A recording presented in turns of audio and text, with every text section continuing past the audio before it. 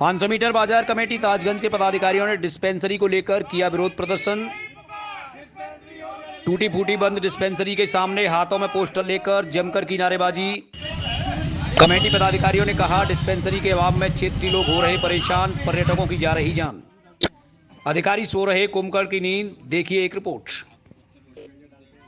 वापिस दो, हमारी डिस्पेंसरी हमें वापिस दो, हमारी डिस्पेंसरी हमें वापिस दो, जो हमसे टकराएगा चूर चूर हो जाएगा।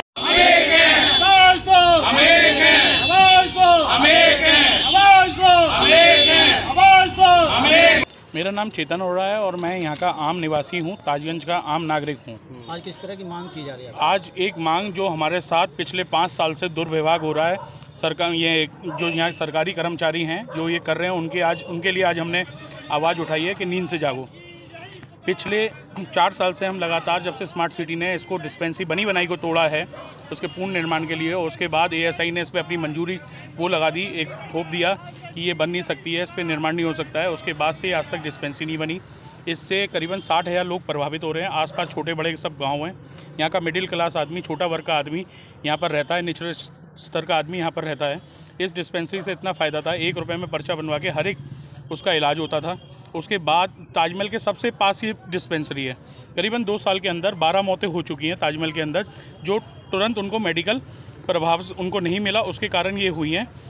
एम्बुलेंस शोपीस वहाँ खड़ी रहती है, लेकिन डिस्पेंसरी इतनी दो एक जच्चा बच्चा केंद्र और एक सरकारी डिस्पेंसरी हमारे यहाँ पर बिल्कुल चंद कदमों, साउथ गेट से चंद कदमों की दूरी पे, अगर यहाँ डॉक्टर आज होता और ASI का फ़ोन आता कि यहाँ पर एक मेडिकल कंडीशन है, 5 मिनट में उसको उपचार मिल सकता था।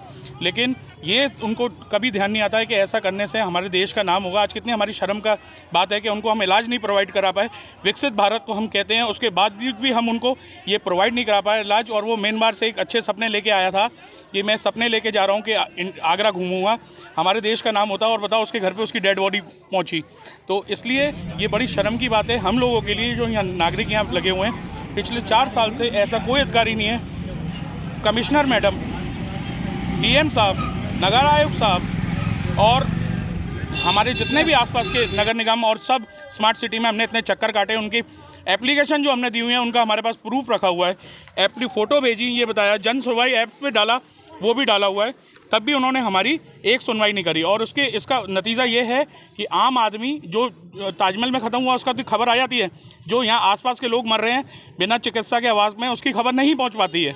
तो ये बड़ा दुर्भाग्य है कि हमारे पास चीज़ें होती हुई ये इनको दिखाई नहीं देती अधिकारियों को। अभी किसी गरीब का मकान बन रहा हो तो 5 मिनट पहले ASI वाले वहाँ पहुँच जाएंगे और दिखाएंगे क्या बनवा रहे हो, अपनी छत पे सीमेंट कैसे लगा रहे हो। आज ये डिस्पेंसरी टूटी हुई है, इसके लिए कोई नहीं आता है।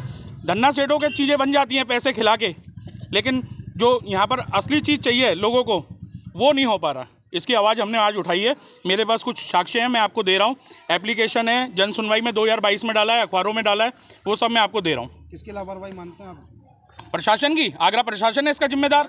वो मौत का जो तांडव खेला जा रहा है वहाँ पर ASI बिल्कुल जिम्मेदार है। लाखों करोड़ों रुपए उनके पास आते हैं ताजमहल के नाम पे, उनको ये नहीं देखना इतनी बड़ी जनसंख्या पूरी इंडिया यहाँ पर घूमने आती है। चिकित्सा जो है वो कौन, जनप्रतिनिधि हैं यहाँ के जिम्मेदार, जो पद लेने के लिए तो बड़ी लालसा में रहते हैं, वो ये मंत्री बन जाऊँ, वो मंत्री बन जाऊँ, लेकिन वो अपने क्षेत्र में ये नहीं देख रहे हैं, जनता से आके उनका दुख और सुख का हाल नहीं पूछ रहे हैं, और वो इसके लिए जिम्मेदार हैं सब लोग।